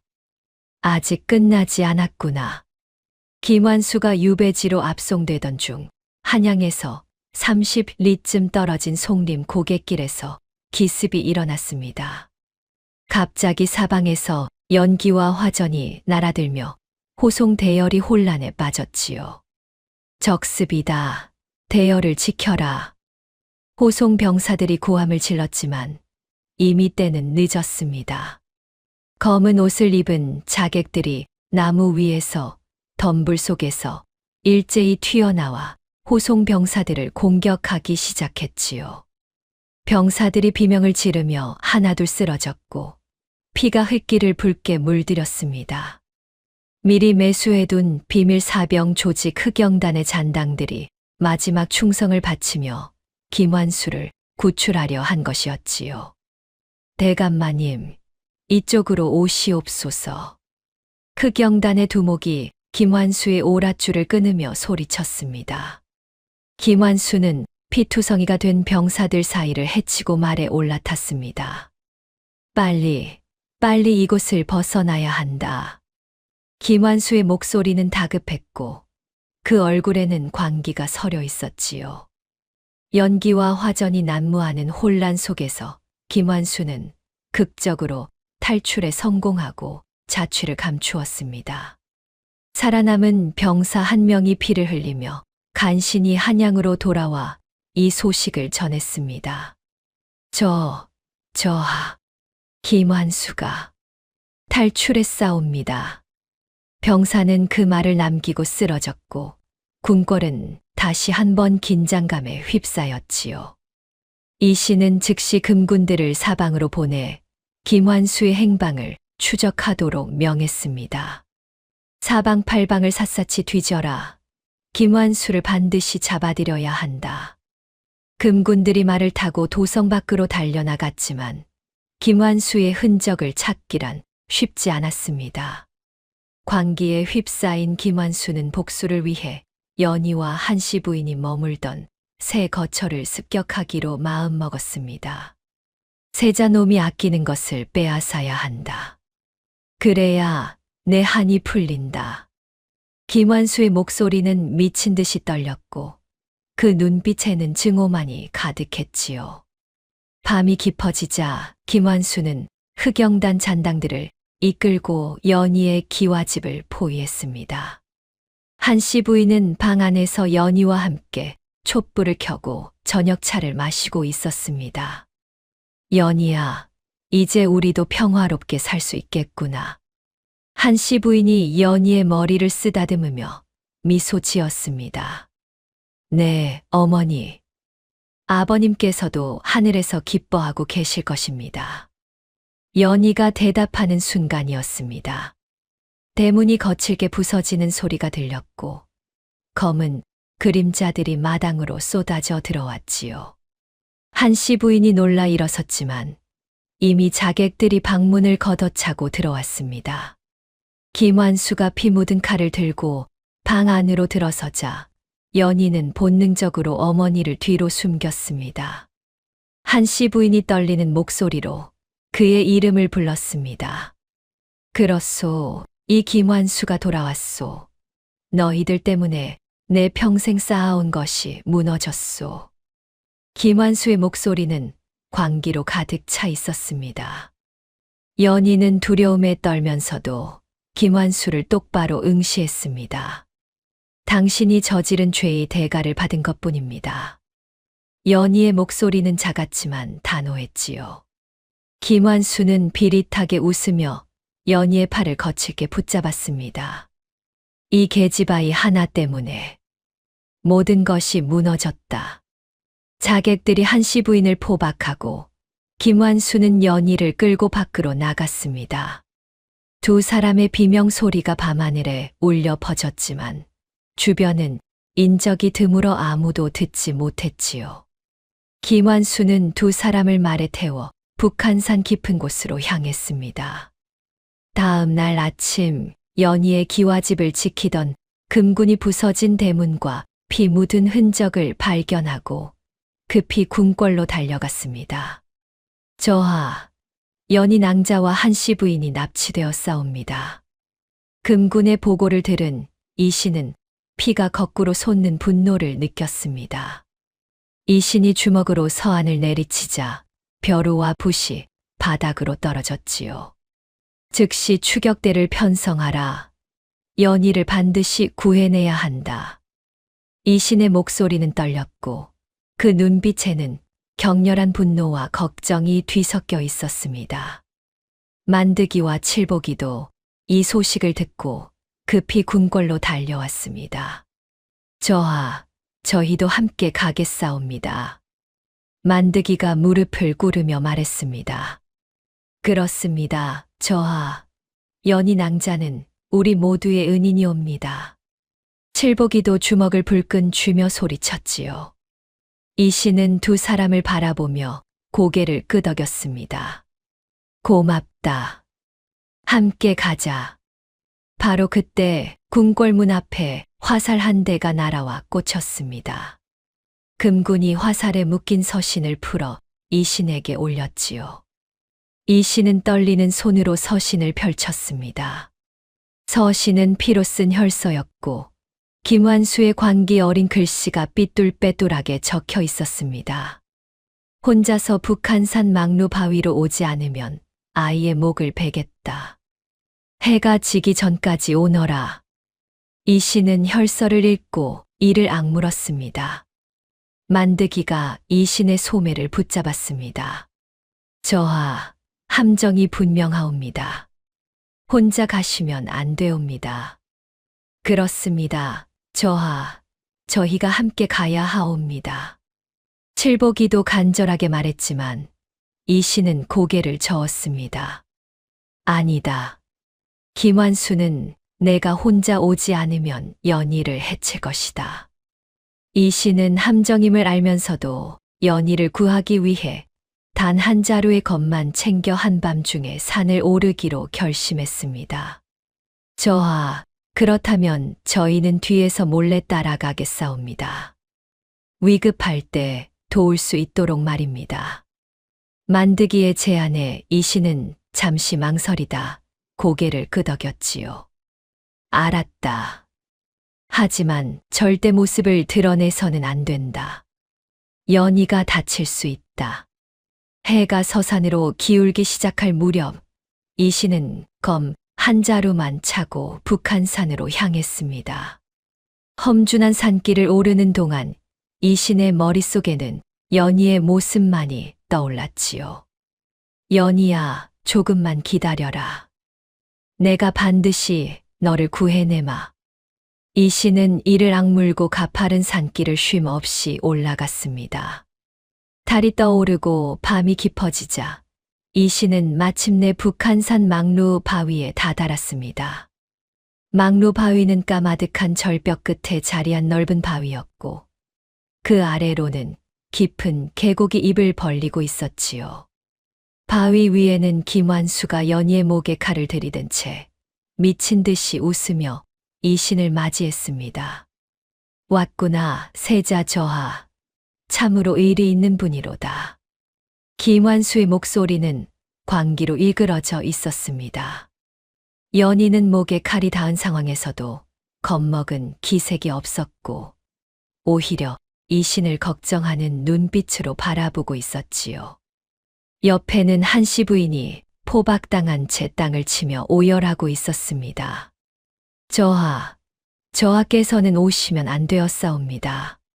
한씨 부인의 목소리는 절규에 가까웠습니다. 주변 숲속에는 검은 옷을 입은 자객들이 숨죽여 매복해 있었고 그들의 눈빛이 어둠 속에서 번뜩였지요. 이신은 검을 내려놓고 천천히 김완수에게 다가갔습니다. 연희를 놓아주어라, 김완수. 네가 원하는 것은 나이지 저 아이가 아니지 않느냐. 이신의 목소리는 차분했지만 그 안에는 간절함이 담겨 있었습니다. 김완수는 비릿하게 웃으며 칼을 연희의 목에 더욱 바짝 밀착시켰습니다. 그렇지, 내가 원하는 것은 내 놈의 목숨이다. 무릎을 꿇고 스스로 목숨을 끊는다면 이 아이를 살려주마. 김완수의 목소리는 광기로 떨렸습니다. 이신은 무릎을 꿇으며 바닥에 검을 집어들었습니다. 연희가 갑자기 큰 소리로 외쳤습니다. 선비님, 저를 보지 말고 저놈의 발밑을 보세요. 연희의 목소리는 또렷했고 그 눈빛에는 두려움이 아닌 용기가 담겨 있었지요. 김완수가 당황하여 연희의 입을 막으려 했지만 이미 늦었습니다. 이신은 재빨리 김완수의 발밑을 살폈고 그곳에 느슨하게 놓인 밧줄 하나를 발견했습니다. 김완수가 주춤하며 발밑의 밧줄을 확인하는 그 짧은 순간 숨어있던 자객들이 일제히 튀어나와 이신을 포위했습니다. 이놈들을 죽여라. 김완수의 고함에 자객들이 일제히 칼을 휘두르며 이신에게 달려들었지요. 이신은 검을 들어 자객들의 공격을 막아냈지만 수적 열쇠에 밀려 어깨에 부상을 입었습니다. 이신이 신음을 흘리며 비틀거렸지만 검을 놓지 않고 계속 싸웠습니다. 연희는 김완수의 팔을 힘껏 깨물며 저항했습니다. 김완수가 비명을 지르며 순간적으로 칼을 놓쳤고 그 틈에 한씨 부인이 몸을 흔들어 묶여 있던 밧줄을 조금씩 풀기 시작했습니다. 연희야, 버텨라. 한씨 부인이 필사적으로 밧줄을 푸는 동안 이씨는 자객들과 격렬하게 싸우고 있었습니다. 하지만 자객들의 수가 너무 많았고 이신의 몸에는 상처가 하나둘 늘어나기 시작했지요. 김완수는 벼랑 끝으로 연희를 밀어버리려 손에 힘을 주며 최후의 발악을 했습니다. 이 계집아이만 없었어도 김완수의 손이 연희의 목을 조이기 시작했고 연희의 숨소리가 점점 가늘어졌습니다. 절체절명의 순간이었습니다. 보름달이 구름에 가려지고 사방이 어둠에 잠겼지요. 바로 그때 숲속에서 정체 모를 그림자들이 나타나기 시작했습니다. 횃불 하나 둘이 켜지더니 순식간에 수십 개의 횃불이 막루 바위 주변을 밝혔습니다. 저것들은 자객들이 당황하여 뒤를 돌아보았고 김완수도 놀라 고개를 돌렸지요. 어둠 속에서 누군가의 우렁찬 목소리가 울려 퍼졌습니다. 세자 저하를 구하라. 숲에서 나타난 그림자들은 칠보기와 만드기가 이끄는 장터의 사냥꾼들과 거지 무리였습니다. 수십 명의 사냥꾼들이 횃불을 높이 들고 막루 바위를 향해 달려오는 모습이 마치 불의 강물처럼 장관이었지요. 저놈들을 막아라. 김완수가 당황하여 고함을 질렀지만 이미 자객들의 사기는 꺾인 상태였습니다. 칠보기는 평소 익힌 올가미 기술로 김완수의 칼든 손을 정확히 낚아채어 뒤로 잡아당겼습니다. 이놈아, 내 놈이 우리 어머니에게 베푼 은혜를 이렇게 갚는다. 칠보기가 올가미를 힘껏 당기자 김완수의 칼이 손에서 빠져나가 허공으로 날아갔지요. 연희는 그 순간을 놓치지 않고 김완수의 품에서 빠져나와 어머니에게 달려갔습니다. 두 사람이 뜨겁게 끌어안는 동안 만드기와 거지들은 횃불을 휘두르며 자객들의 시야를 가리기 시작했습니다. 눈을 뜰 수가 없다. 이놈들 어디서 나타난 것이냐? 자객들이 황급히 팔로 눈을 가리며 비틀거렸지요. 사냥꾼들은 화살을 쏘아 자객들을 하나둘 제압하기 시작했습니다. 화살이 자객의 다리와 팔을 맞히며 자객들은 비명을 지르며 바닥에 쓰러졌습니다. 자객들이 사방으로 흩어지려 했지만 이미 사냥꾼들이 포위망을 완성한 상태였지요. 이씨는 고통을 참고 몸을 일으켜 김완수에게 달려들었습니다. 김완수가 비명을 지르며 바위 끝에 매달렸지만 이씨는 차가운 눈빛으로 그를 내려다보았습니다. 연희는 품 안에서 신호용 호각을 꺼내 힘껏 불었습니다. 날카로운 호각 소리가 밤하늘을 가르며 울려 퍼졌고 그 소리는 산 아래까지 퍼져나갔지요. 그 소리를 신호로 산 아래에서 대기하던 관군들이 일제히 막루 바위를 향해 달려오기 시작했습니다. 저것이 신호다. 모두 올라가라. 관군 대장이 칼을 치켜들고 고함을 질렀습니다. 수백 명의 관군이 횃불을 들고 산길을 우르르 올라오는 소리가 천둥 소리처럼 울렸지요. 김완수는 벼랑 끝에 매달린 채 절망에 빠졌습니다. 안 된다. 이럴 수가. 김완수의 목소리는 떨렸고 그 얼굴에는 공포가 가득했습니다. 당황한 흑영단 자객들은 백성들과 관군의 협공에 전의를 상실하고 무기를 버린 채 사방으로 흩어지기 시작했습니다. 도망쳐라. 이미 끝났다. 한 자객이 비명을 지르며 절벽 아래로 뛰어내렸지만 그 아래에는 만드기가 준비해둔 그물이 쳐져 있어 꼼짝없이 붙잡히고 말았지요. 허허, 내가 얼마나 준비를 철저히 했는지 알겠느냐? 만드기가 비릿하게 웃으며 그물을 잡아당겼습니다. 김완수는 마지막 발악으로 바위를 타고 올라와 도망치려 했습니다. 하지만 만드기가 준비해둔 흘주머니가 김완수의 얼굴을 정통으로 맞췄지요. 김완수가 눈을 비비며 비틀거리자 사냥꾼들이 일제히 달려들어 그를 바닥에 패대기 쳤습니다. 이놈아, 네가 빼앗아간 우리의 곡식을 돌려내라. 한 사냥꾼이 김완수의 멱살을 잡고 흔들었습니다. 내 아비를 죽인 원수, 오늘 내 목숨으로 갚으리라. 다른 사냥꾼도 주먹을 불끈 쥐며 소리쳤지요. 백성들의 분노에 찬 고함이 밤하늘에 터져 나왔고 김완수는 벼랑 끝에 몰려 더 이상 물러설 곳이 없었습니다. 칠보기가 올가미를 다시 던져 김완수의 다리를 정확히 낚아챘습니다. 내가 엿장수 시절에 익힌 솜씨가 이럴 때 쓰라고 있는 것이지. 칠보기가 올가미를 힘껏 당기자 김완수는 바닥에 쓰러지며 흙을 먹었습니다. 이씨는 가쁜 숨을 몰아쉬며 김완수의 목에 칼을 겨누었습니다. 김완수, 내 놈이 지은 죄를 하나하나 헤아리마. 이신의 목소리는 낮고 단호했습니다. 첫째, 국경의 곡식을 빼돌려 적국에 팔아넘긴 죄. 둘째, 강사관을 역적으로 몰아 죽인 죄.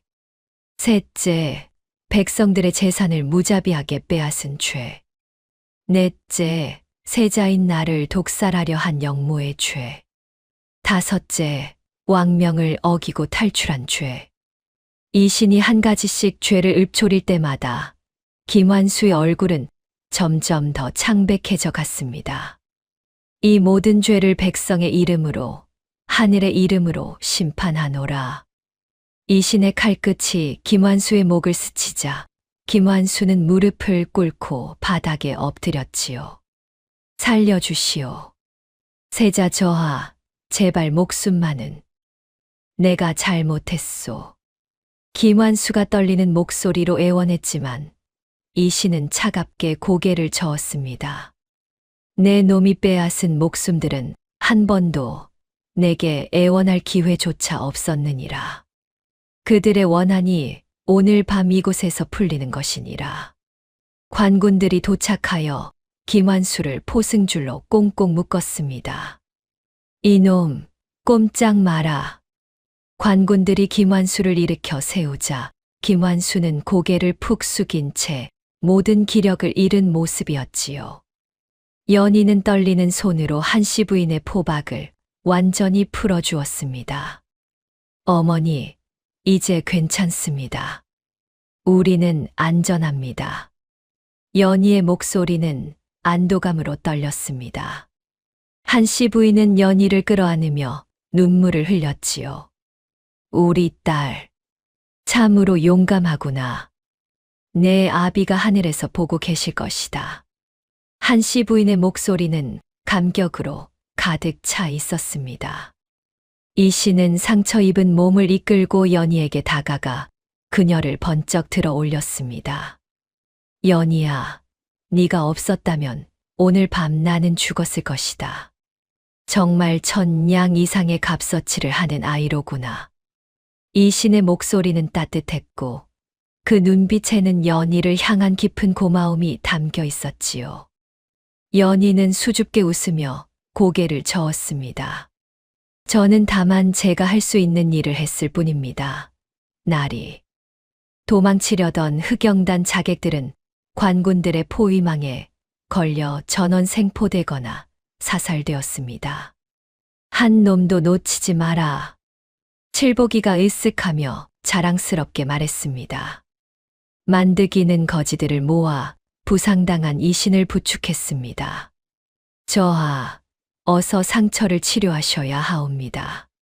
만드기의 목소리는 걱정으로 가득했습니다. 괜찮다.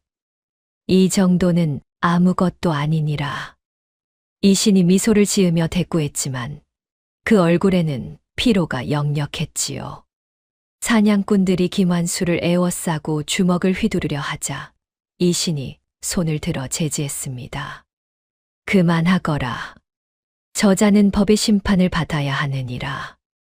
이신의 말에 사냥꾼들은 아쉬운 듯 물러섰습니다. 동이 트기 시작했고 막루 바위 위로 아침 햇살이 비추기 시작했습니다. 붙잡힌 김환수는 관군들에게 둘러싸여 산 아래로 끌려 내려갔지요. 다음 날 아침 이신은 연희와 한씨 부인을 정중히 가마에 태워 도성으로 호송했습니다. 두 분은 이 나라의 은인이시니 마땅히 예를 갖춰 모셔야 하느니라. 이신이 가마 앞에서 깊이 절을 올리자 한씨 부인은 황급히 손을 저었습니다. 저하, 이러시면 안 되옵니다. 저희는 그저 평범한 백성일 뿐이옵니다. 하지만 이신은 고개를 저었지요. 아니옵니다. 두 분은 나라를 구한 영웅이시옵니다. 가마 행렬이 도성으로 들어서자 장터 사람들은 길가에 늘어서서 환호했습니다. 세자 저하 만세, 연희 낭자 만세. 백성들의 함성이 도성 전체를 뒤흔들었지요.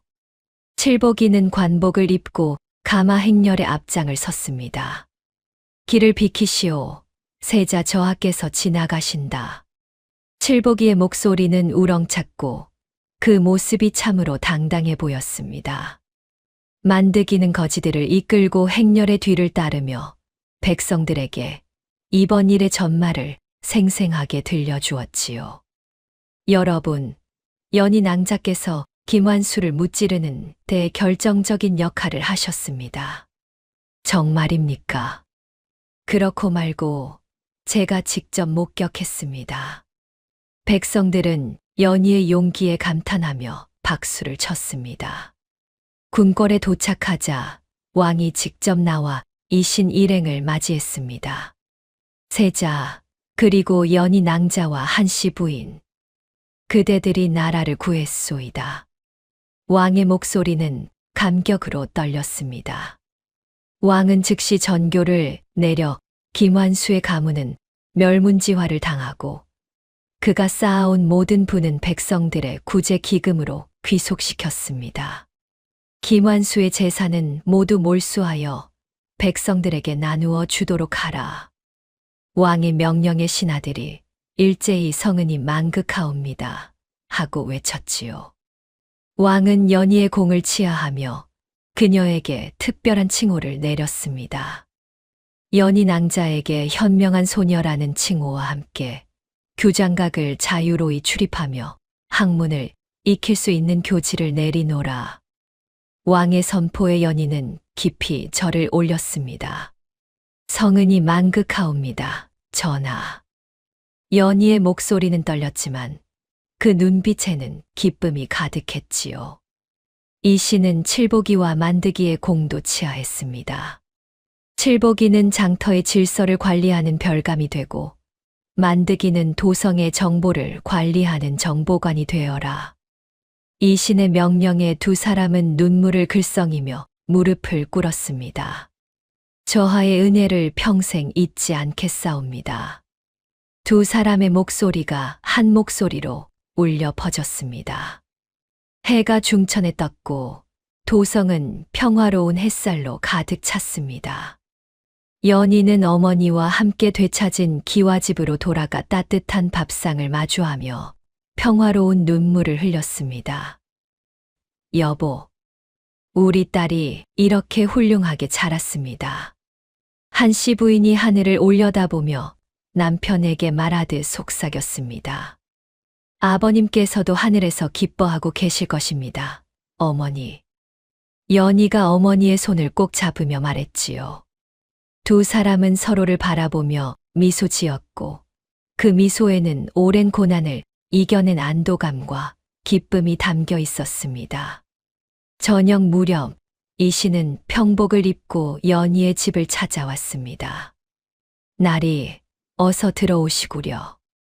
연희가 문을 열어주자 이 씨는 미소를 지으며 안으로 들어갔습니다. 한 씨 부인이 정성껏 차린 저녁상을 내오자 이 씨는 감격하여 눈물을 글썽였지요. 이렇게 따뜻한 밥상을 받으니 마음이 편안해집니다. 이 씨의 말에 한 씨 부인도 미소를 지었습니다. 세 사람은 둘러앉아 따뜻한 저녁을 함께 했고 그 자리에는 평화로운 웃음소리만이 가득했습니다. 밤하늘에는 별이 총총히 빛나고 있었고 그 별빛은 마치 하늘에서 이들을 축복하는 듯 했지요. 몇 달이 흐른 뒤 김완수는 전라도 끝자락의 척박한 섬으로 유배되어 평생 무거운 돌을 나르는 노역형에 처해졌습니다. 섬의 바람은 칼날처럼 매서웠고 염전의 소금기는 김완수의 살갗을 따갑게 핥히었지요.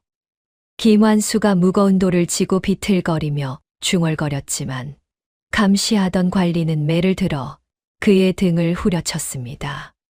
닥치고 일이나 하거라. 내 놈이 백성들에게 저지른 죄에 비하면 이 정도는 아무것도 아니니라. 관리의 호통에 김완수는 이를 악물고 다시 돌을 날라야 했습니다. 한때 1인지하 만인지상의 자리에서 온갖 호사를 누리던 영의정이었지만 이제는 천한 죄인으로 전락하여 매일 해가 지도록 고된 노동에 시달리는 신세가 되었지요. 밤이 되면 좁고 축축한 움막에서 거친 나무 판자에 몸을 누이며 김완수는 자신의 과거를 후회하곤 했습니다. 한편 김희빈은 머리를 깎고 산속 깊은 곳에 허름한 암자로 들어가 평생 자신의 죄를 참회하며 지내게 되었습니다. 김희빈은 매일 밤 108배를 올리며 자신이 저지른 죄악을 되새겼습니다. 한때 화려한 궁궐에서 권세를 누리며 아름다운 비단옷을 입고 살았지만 이제는 거친 삼배옷을 걸치고 맨바닥에 이마를 찌으며 참회하는 신세가 되었지요. 도성에서는 칠복이가 장터의 질서를 바로잡는 시장 별감이 되어 관복을 입고 당당히 장터를 누비고 있었습니다. 자, 여기 모여보시구려. 오늘도 공정한 거래가 이루어지는지 살펴보겠습니다. 칠복이의 목소리는 우렁찼고 장터 사람들은 그를 보며 고개를 끄덕였지요. 칠복이 날이 이 저울이 정확한지 한번 봐주시구려. 한 상인이 저울을 내밀자 칠복이는 꼼꼼히 확인하며 고개를 끄덕였습니다. 좋소, 공정하게 장사하시는구려. 거지 대장 만드기는 도성 전체의 소식을 관리하는 정보관이 되어 세자의 귀와 눈이 되어주고 있었습니다. 저하, 서쪽 마을에서 흉년이 들어 백성들이 어려움을 겪고 있다 하옵니다. 만드기의 보고를 들은 이 씨는 즉시 구오미를 보내도록 명했지요. 연희는 세자의 배려로 궁중도서관인 규장각을 자유롭게 출입하며 학문을 익혀 조선 최고의 여류학자로 성장하고 있었습니다. 연희 낭자, 오늘은 무슨 책을 읽으실 참이십니까? 규장각 관리가 공손하게 물었습니다. 오늘은 백성들의 삶을 기록한 사초를 읽고 싶습니다. 아버님께서 평생 하신 일을 이어가고 싶거든요. 연희의 목소리는 차분했고 그 눈빛에는 아버지를 향한 그리움과 존경이 담겨 있었지요. 한씨 부인은 건강을 회복하여 연희가 써 내려가는 학문의 기록을 보며 죽은 남편의 기계를 다시 확인하고 있었습니다. 여보, 우리 딸이 당신의 뜻을 이어가고 있습니다. 하늘에서 보고 계시지요? 한씨 부인은 하늘을 올려다보며 조용히 눈물을 닦았습니다. 이 씨는 왕위에 오른 뒤에도 가끔 평복을 입고 장터의 자맹을 나와 백성들의 목소리에 귀를 기울였습니다. 저하, 이렇게 자주 오시면 백성들이 알아볼까 걱정되옵니다. 연희가 걱정스러운 표정으로 말하자 이 씨는 호탕하게 웃었습니다. 백성들과 함께하는 것이 바로 임금의 도리가 아니겠느냐. 궁궐에만 갇혀 있으면 백성들의 마음을 어찌 알겠느냐. 연희는 장터 아이들에게 지혜는 천냥보다 귀하고 진실은 칼보다 강하다는 교훈을 매일같이 가르쳤습니다. 아이들아, 힘이 센 것보다 지혜로운 것이 더 중요하단다. 연희의 말에 아이들은 고개를 끄덕이며 귀를 쫑긋 세웠지요.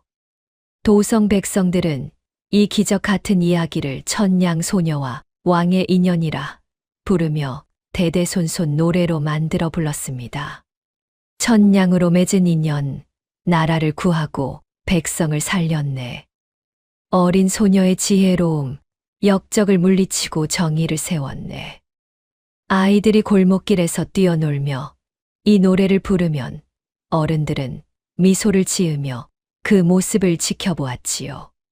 강사관의 묘소에는 세자가 직접 쓴 충신강씨의 묘라는 비석이 세워졌고 연희는 매년 아버지를 기리며 꽃을 올렸습니다. 아버님, 아버님의 억울함이 풀렸습니다. 이제 편히 쉬소서. 연희의 목소리는 평온했고 그 얼굴에는 오랜 한이 풀린 안도감이 어려 있었습니다. 세월이 흐르며 연희는 성인이 되어 나라의 큰 정책을 조언하는 현명한 여인이 되었고 백성들의 존경을 한 몸에 받았습니다. 장터 입구에는 이 신비로운 야담을 기록한 커다란 비석이 세워져 오가는 사람들에게 권선징악의 의미를 되새기게 했지요. 해질 무렵 이신과 연희가 나란히 앉아 노을을 바라보며 나라의 미래를 논하는 모습이 그림처럼 펼쳐졌습니다. 날이 백성들이 편안하게 사는 것을 보니 마음이 흐뭇합니다. 그렇지. 이 모든 것이 내 덕분이니라, 연희야. 두 사람의 대화는 따뜻했고 그 모습을 지켜보는 백성들은 미소를 지었습니다. 천냥으로 시작된 기이한 인연은 이렇게 막을 내렸습니다. 7살 소녀의 지혜가 나라를 구했고 왕세자는 백성을 사랑하는 성군이 되었지요. 권력의 눈먼 영의정 김완수는 척박한 섬에서 고된 노역으로 생을 마감했고 김희비는 산속 암자에서 평생 참회하며 살게 되었습니다. 연희는 조선 최고의 여류학자가 되어 아버지의 뜻을 이어갔고 칠보기와 만드기는 백성을 위해 헌신하는 관리가 되었습니다. 이 이야기가 우리에게 전하는 교훈은 분명합니다.